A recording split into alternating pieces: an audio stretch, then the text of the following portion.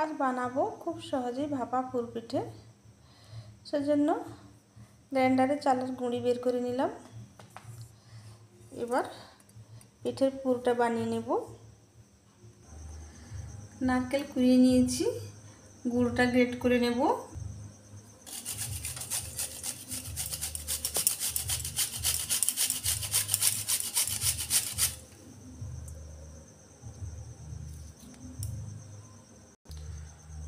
গুড়টা গ্রেট করে নিলাম।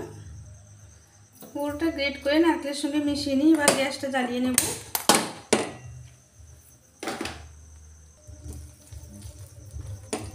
এবার এর মধ্যে দুটো এলাচ থেঁতো করে দিয়ে দিব।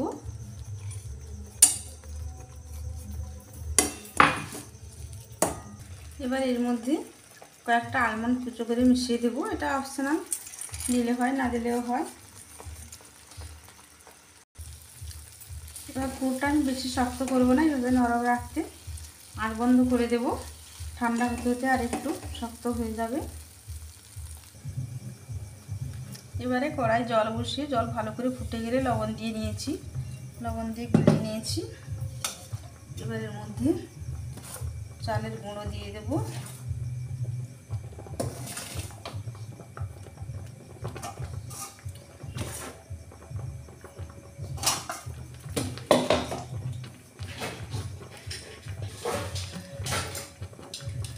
চালের গুঁড়ো দিয়ে আঁচটা কমিয়ে ঢাকা। এবার ঢাকাটা খুলে মিশিয়ে নিলাম। ঢাকা দিয়ে দিলে গুঁড়োটা সুন্দর সেদ্ধ হয়। আমি চালের যে গুঁড়িটা বের করছিলাম তার খোঁয়াটা বের হয়েছিল, সেটা নিচে দিয়ে দিয়েছিলাম। সুন্দর সেদ্ধ হয়ে মিশে যাবে, ওটা নষ্ট হবে না।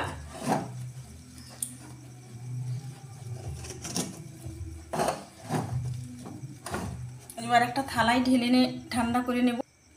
এবার একটা থালায় ঢেলে নিয়ে মথে নেব, একটু ঠান্ডা করে মথবো। এবার আমি মথে নিলাম। এবার মন্ড থেকে একটু বের করে রেখে বাকিটা ঢাকা দিয়ে রেখে দেবো, নাহলে শক্ত হয়ে যাবে। এবার এটা আমি আস্তে আস্তে পুর বানাতে আরম্ভ করব।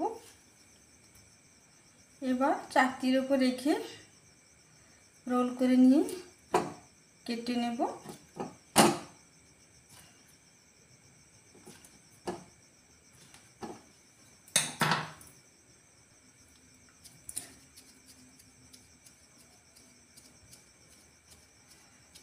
এবার এইভাবে এরকম একটা বাটির মতো বানিয়ে নিলাম। এর মধ্যে পুর ভরে নেব।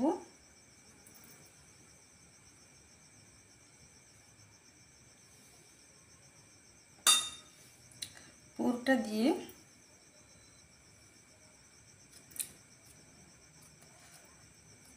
দুটো মুখ চেপে চেপে দিয়ে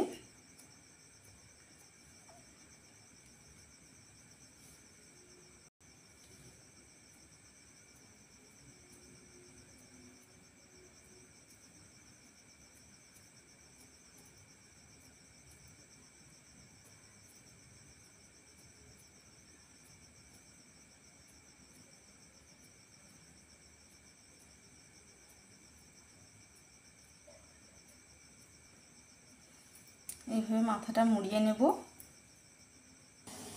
আমি একইভাবে সমস্ত পুরগুলো বানিয়ে নিলাম।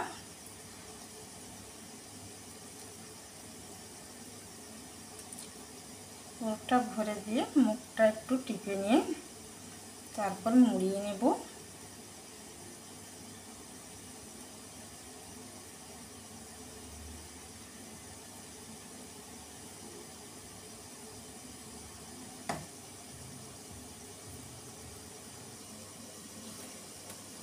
একটা হাঁড়িতে জল বসিয়ে তারপর আমি ফুটো জাম বসিয়ে দিয়েছি। এবার জামের মধ্যে পুরগুলো সাজিয়ে দেব।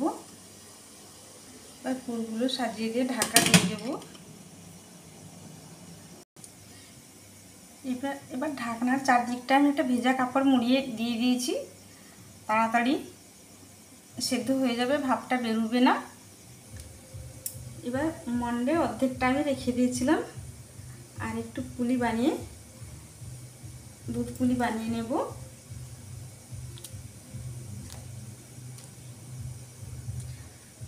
সব পুলি পিঠা আমি দুধের মধ্যে দিয়ে দিলাম। দুধটা বসিয়ে দুধটা ভালো করে ফুটে গেলে তার মধ্যে দিয়ে দিয়েছি।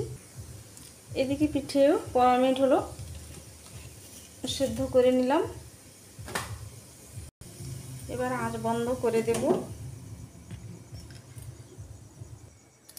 দুধ পুলি পিঠেগুলো কিন্তু দুধে ডুবে ডুবে আছে। সেদ্ধ হয়ে গেলে কিন্তু উপরে টোল টোল করে ফুলে উঠবে, ভেসে উঠবে। দুধ পুলি সেদ্ধ হয়ে গেছে, উপরে সব ভেসে উঠেছে। এবার এর মধ্যে একটা বাটির মধ্যে 2 চামচ চালের গুঁড়ো নিয়েছি, তার মধ্যে একটু দুধ নিয়ে নেব।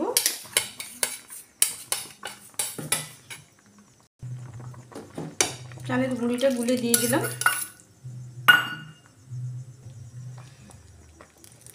এবার যে দুধটা সুন্দর ঘন হয়ে গেল, ঠান্ডা হলে আরও ঘন হয়ে যাবে।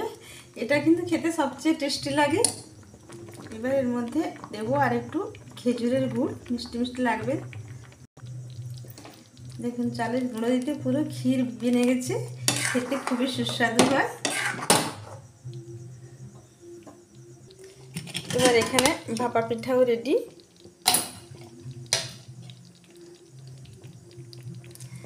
কিভাবে খুব সহজেই ভাপা পিঠে সাথে আবার দুধ পুরো বানিয়ে নিলাম, আপনাদের সঙ্গে শেয়ার করলাম।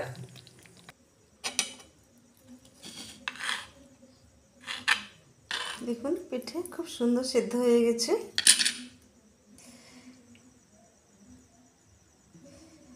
পিঠে খুব নরমও হয়েছে, একটাও পিঠে ভাঙেনি। এই প্রসেসে পিঠে বানানো খুবই সোজা, আপনারা অবশ্যই ট্রাই করবেন। ভালো লাগলে কমেন্ট করে জানাবেন।